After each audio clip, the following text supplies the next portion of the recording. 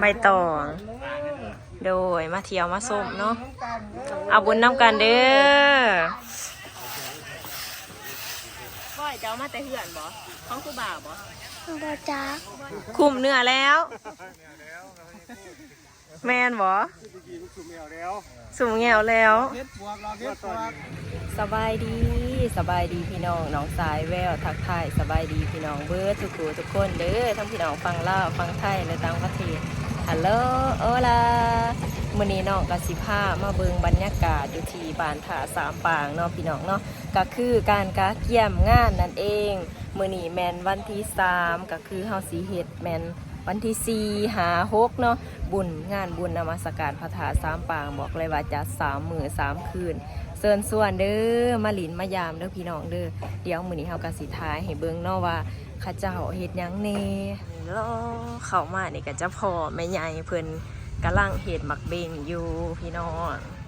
สบายดีแม่โกโดยบอนปกติบอนนี่เฮาเฮ็ดหยังเนาะอันนี้เฮาก็สิตอนนั้นเฮ็ดแม่นเอาธูปให้บูชาแม่นบ่บอนนี่โดยก็สิเย็บหมักเบงไว้เนาะแม่ใหญ่ซื้อจังไดเนาะแม่ใหญ่เพิ่นว่าแม่ใหญ่สุดกับแม่ใหญ่เค็มพี่น้องนี่มาเบิ่งเพิ่นเฮ็ดหมักเบงกันงามเด้อนี่ใบตองโดยมาเที่ยวมาส้มเนาะเอาบุญน้ำกันเด้อแพงยินดีต้อนรับเด้อพี่น้องเด้อมาได้เนาะเพราะว่าเป็นงานใหญ่ได้เด้อปีหนึ่งมีเทื่อนึงเนาะ3 มื้อ 3 คืนโดยอันนั้นได้ไมโกตัวเป็นอย่างใบเตยบ่ใบเตยกับเฮ็ดเป็นคือกันบ่โดยใบเตยเอามาให้เพิ่นวังเสาร์นี่ใบเตยที่เป็นเฮ็ดดอกไม้เนาะเพราะว่าเฮาจะใส่ธูปกิ่งเนาะสีมือเพิ่นบ่ธรรมดางามเดี๋ยวสิมาเบิ่งอีกเทื่อเด้อก็แอบเฮ็ดอยู่พี่น้องแต่ว่าเป็นอยู่มันหักบ่งามเนาะบ่งามคือผู้เฮ็ดประจำบ่เป็นหยังบ่งามว่าแต่เฮ็ดเนาะโดยขอบใจเดี๋ยวสิไปถ่ายน้องๆเนาะนี่แหละพี่น้องเขามากะสิขายอยู่บอนนี่แหละเนาะข้าเจ้าบ่เอิ้นขายดอกบูซ่าแล้วแต่ศรัทธาเนาะโดยเป็นจังไดว่าแกะขายกล่องให้แน่ว่าซะสั่งลูกๆเพื่อนนี่ก็คือน้องๆเนาะมาจากโรงเรียนประถม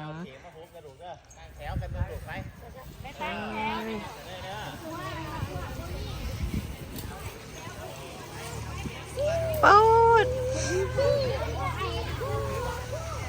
นี่น้องก็เอาอันนั้นมาให้น้องเอาใบเตยมาให้เพิ่นเฮ็ดดอกไม้นี่เตรียมงานกับสิเป็นครูบาเนาะพาเฮ็ดแล้วก็มีลูกศิษย์เพิ่นหั่นแหละที่ว่ามาซอยจัดเฮ็ดนั่นเฮ็ดนี่นี่เด้นี่คือเวลาที่ว่าแขกเพิ่นมาเนาะ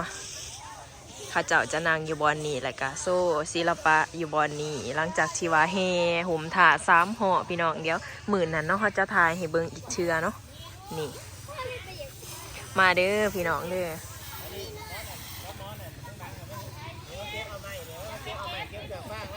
เก่งอยู่ไซครูบ่าสบายดีโอ้ยจะเดินทอดกับโดยน้องๆเพิ่นกับมาซอยเวียงเนาะเพราะว่าปกติหันทุกปีก็เป็นแบบนี้แหล้วเนาะแม่นทุกปีก็เลยเฮ็ดแบบนี้แม่นหลังจากที่นักเรียนบ่ว่าแต่ประถมมัธยมแม่นมาแล้วก็ส่วนหนึ่งก็แม่นพ่อแม่ประชาชนแม่นเพราะว่าส่วงที่ว่าเห็นมันโคกหันเฮาจะเพราะว่าใกล้ๆบุญเนาะเฮาจังสิได้เฮ็ดเนาะคันว่าสิได้แบบว่าอนามัยตลอดมันก็บ่ไหวแม่นเนาะ กะขั้นเราเรื่องว่าอนามัยตลอดจะ เฮ็ด ตันหญ้าเดือนละเทื่อ แม่นประมาณ ย นั้ ฝ น นนี่ทั้งครูบาอาจารย์ก็จวนนี่แล้วก็พ่อออกส่วนหนึ่งแล้วก็เขาก็มาตันหญ้าเดือนละเทื่อแต่ว่าตัวเครื่องอาดมันหกคือเขาเคยเห็นหันจะเขาขึ้นบ่ได้เนี่ย แม่น กินเป็นไข้ ก็คือว่าหั่นแหละเนาะ กระ คัน แฟอาจจะ นี่เด้ขันยามนี่ก็หาพ่อแม่พี่น้องเฮาแหละเนาะมาขึ้นก็จะมีต้นไม้เทิงๆบางหันตอนฮะ ไม่เอาอันนี้ดีดูอันนี้ดีคนเด้อเอาไปไว้คนเด้อให้มันดีขอบเขตเฮาเด้อให้มันดี โอ้ย ทางงามเด้อน้ำตาลมาเนี่ย ใส่น้ำตาล น้ำตาลไม่อีหยังหวานน้ำหวาน น้ำหวานโอ้แพง จักน้ำหวานจักน้ำตาลเนาะ ไปเก็บนี่ไปเก็บเสือใหม่นี่ไปเก็บเสือของเสือผ้าเข้าใหม่เขาเดี๋ยวเนี่ย นี่ กระเทียมแล้วกินเด้อ เอ้ยนี่แต่เป็นตาหักตาเพกเนาะ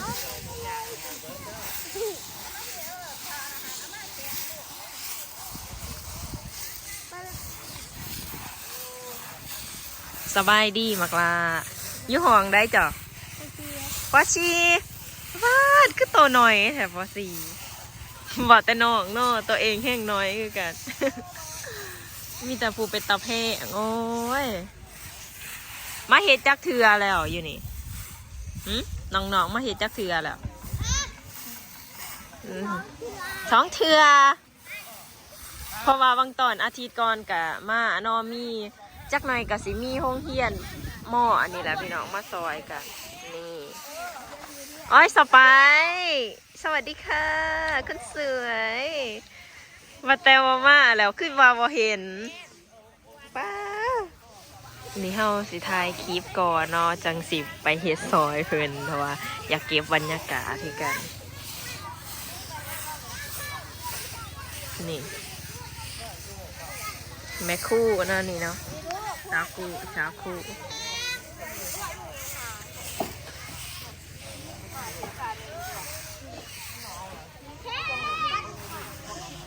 เอามาเบิ้งอีหล่าเอื่อยสิปัดเห็นบ่เห็น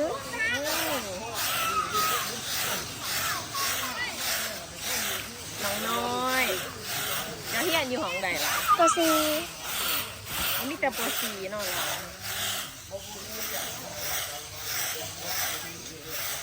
นี่แหละเนอกหลังจากที่ว่าตัดหญ้าแล้วก็สิเศษกิ่งในสิ่งนี้แหละเอาแต่ปาดเก็บให้มันละเอียดที่สุดเท่าที่จะเฮ็ดได้เลย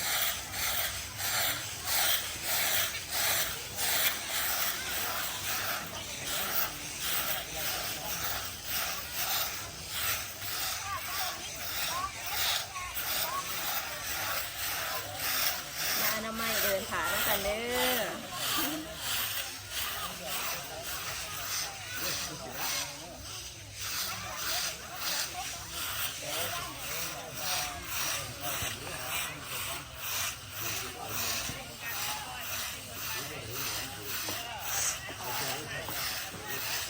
บ่อยเจ้ามาแต่เหือนบ่ของครูบ่าวบ่บ่จ้าน่าจะเป็นของครูบ่าวของบ่าว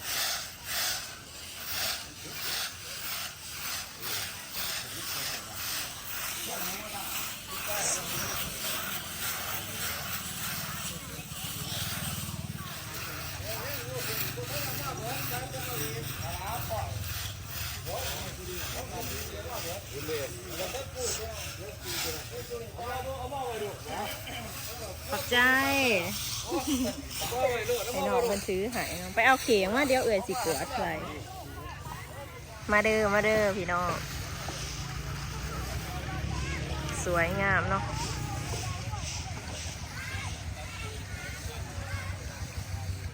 นี่เนาะพี่น้องเนาะตอนนี้กะอนามัยกันสิแล้วก็คือตามจีน้องได้เว้าไว้เนาะตอนนั้นก็สิมีลูกบ้านลูกเมืองนี่แหละพี่น้องประชาชนเฮาอยู่ในบ้านแล้วก็มีโรงเรียนมัธยมประถมเนาะเขาเจ้ามาอนามัยบางทิศก่อนแต่ว่ามือไก่พันงานก็สิมาเก็บความละเอียดอีกเทื่อเนาะเพื่อให้สะอาดที่สุดเท่าที่จะเฮ็ดได้หั่นแหละนี่ก็ยังบ่ทันละเอียดปานใดเนาะแต่ว่าพักก่อนน้องจะอนามัยซอยเข้าไปนี่เฮ็ดหยังแน่นี่บ่เอื้อยเบิ่งแยกขี้เหงื่อ นี่แหละพี่น้องบรรยากาศบ้านเฮาอย่าลืมมาเที่ยวมาชมเด้อ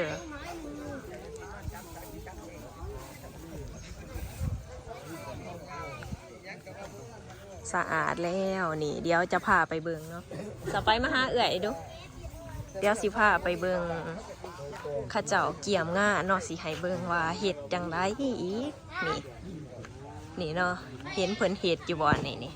มันสิเห็ดอีหยังนี่พอฮู้คือกันเด้อพี่น้องเด้อบอนนี่ก็เพิ่นเฮ็ดเป็นซุ้มเนาะนี่ก็คือเป็นไอเดียของครูบาเลยที่เพิ่นเว้าบางกี้นี่เนาะที่เพิ่นเว้ากับน้องวังยานี่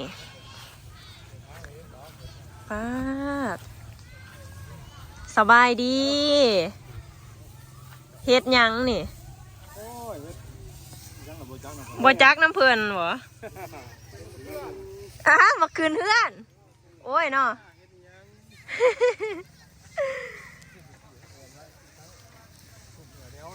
ฮะคุมเนื้อแล้วแมนบ่สุ่มแงวแล้ว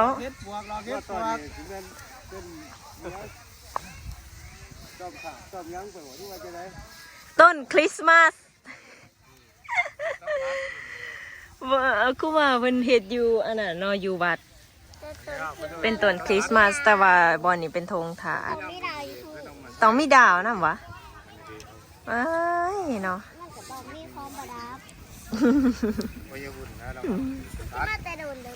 แมนบ่ไก่บ่โวนบ่นี่บ่เหลือเนาะ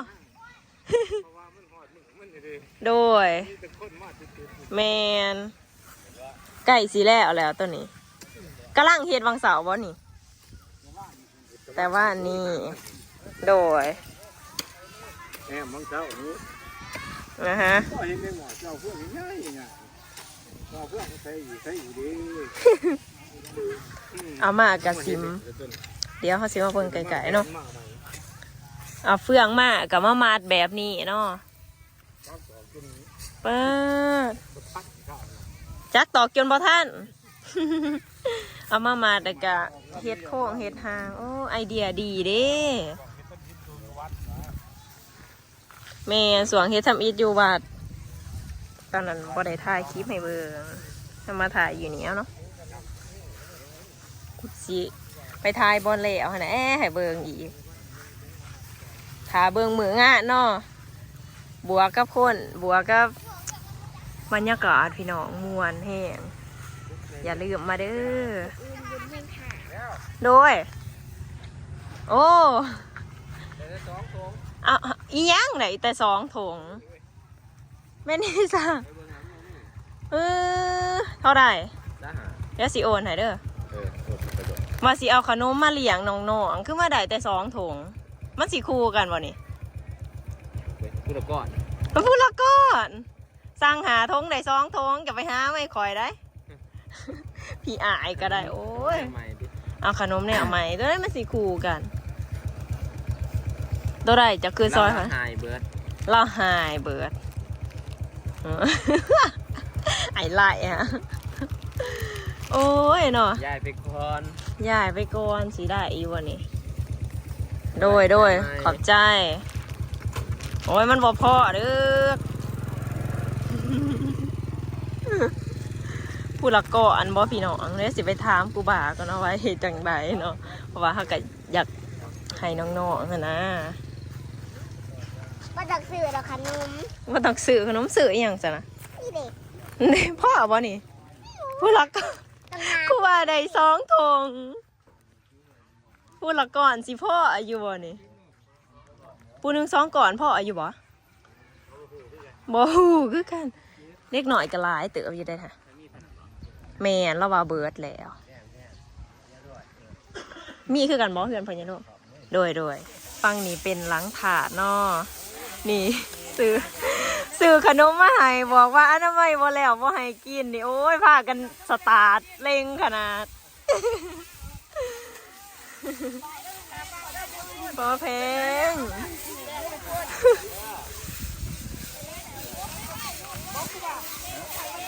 ป้า คือมีแต่ผู้เก่งๆแท้บาทนี่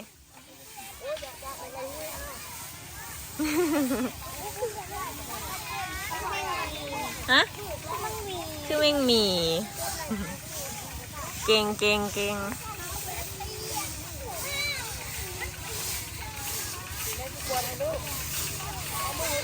ได้หรอก็ไอ้น่ะไปฟังนี้ยังทันได้กลัวแต่ฟังเอื่อยนะก็ไปได้กลัวน้ำมูอยู่บ่ไม่ตายเก็บผีเหงื่อวะจ๊ะ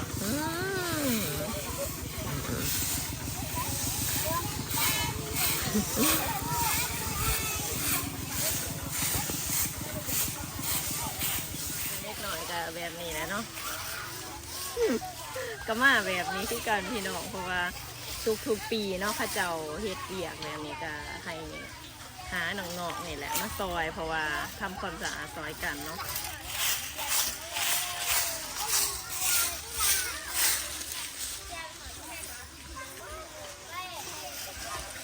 บ่วางกล่องที่อีหล่ะฮะตากล้องของเราโอเคหรือเปล่า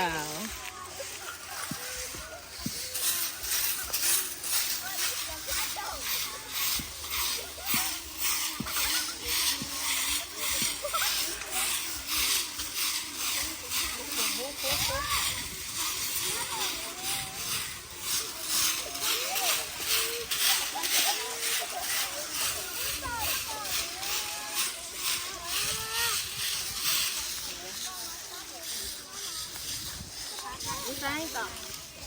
ข้างบกให้ข้าเจ้าป้าซะให้ผู้ใหญ่นักเขียนโม่กำลังมาเนาะ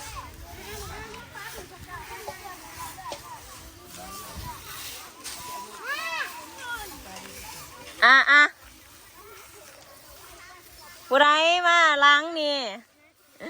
ซื้อเอาเด้อน้องพักก่อนให้เอื้อยเฮ็ดวันนี้พวกน้องพักมาเอาขนมเด้อพวกน้องพักมาเอาขนม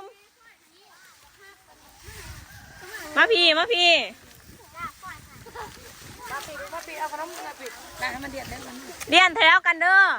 เดียนแถวกันขั้นสันบ่ได้เพราะว่าเอื้อยมีมือเดียวพวกใหญ่นั่นหรือเปล่าให้แม่ถือกล่องให้นะเห็ดบ่เป็นเนาะถือซื้อบ่เนี่ยนกมันในเด้อดูเด้อนกมันนับเอื้อยในเด้อนี่แต่ว่าต่อคิวกันเลยเด้อลูกเด้อมาเด้อพวกน้อยมาเด้อน้อยพวกน้อยมาปีเสียงแม่ก็แหงมาทันเสาอยู่โอ้ยเป็นที่เขาช้องติดอะไรนี่โอ้ยมันไข่แล้วน้ำไข่บ่บุญบัตรอิสไปบ่ได้ไปไข่ไอจนเดือดออกหักแตนเลยครับก็ได้ยับเอาลูกได้เดี๋ยวยับเอาเด้อแบบเดียวกันอยากเปลี่ยนกันก็ได้เด้อยับเอาได้นะยับเอาไปอยู่ฝนเด้อทุ่มนั้นมาไปดูไปพวกนั้นมาไป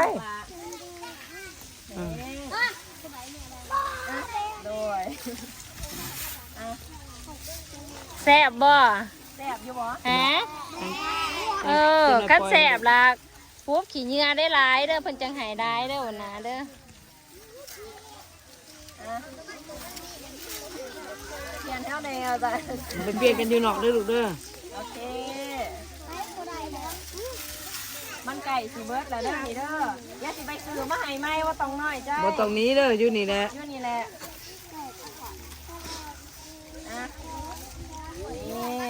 ย่างจะพ่นมานี่4 มื้อคืนโอ้ตรงหนึ่งคือสีพ่อเนาะอย่าหนอกไปซื้อมาให้มาแล้วต่อไปถือให้เอื่อยในเหรอโดยให้บ่ทันใดมาเด้อ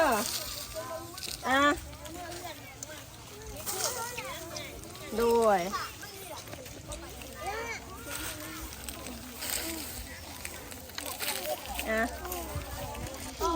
เฮีย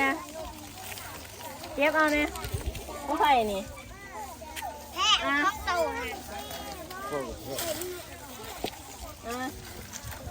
ได้เวิร์ดเราบ่อยยังไผ่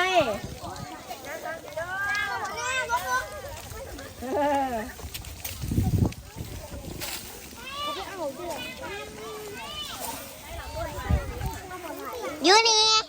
ได้เหรอ ได้เพื่อนน้องเนี่ยก้อนแย่กันเพื่อน ก้อน ทาย เนีย มาได้ กันบุรีอาร์ตบ่ได้โอ้ยแพงเนาะไผว่าเนาะขอบใจได้หลายเด้อพี่น้องเด้อชีว่าเขาเบิงเนาะเฮาก็ดีใจได้หลายเหมือนชีว่าได้มาอนามัยแล้วก็ได้แจกขนมน้องขอบใจได้หลายบ๊ายบายนะบ๊ายบายสบายดี